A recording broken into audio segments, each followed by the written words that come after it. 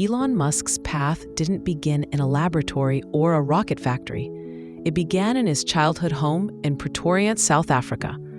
When he was around 9 years old, he found an encyclopedia set in the house and began reading it for hours every day. His mother later said he could memorize entire sections. Books became his escape from a difficult environment. Elon was quiet, introverted, and often bullied at school.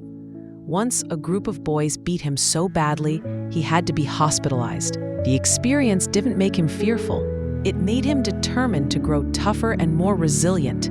Around age 12, he taught himself programming from a manual designed for adults. He wrote a small space-themed game called Blastar and sold it for about $500, his first real income. It was a small moment, but it shaped a lifelong pattern. He learned something completely on his own, built something from it, and turned it into a step forward. When he was a teenager, he began dreaming of leaving South Africa. He believed the future of technology and innovation was in North America.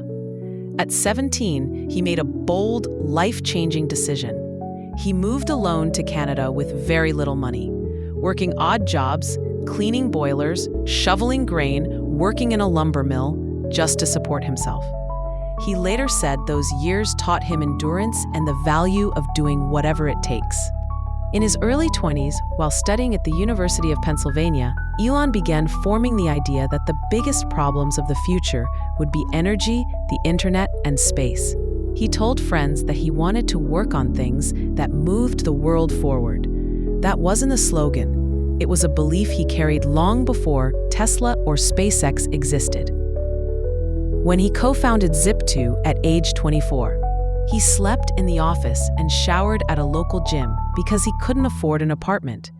Zip2 would sell for over $300 million a few years later. Instead of retiring comfortably, he put almost all of his money into his next company, X.com, which later became PayPal. And then came the turning point that traced all the way back to the bullied kid with the encyclopedias and the 12-year-old who built a video game.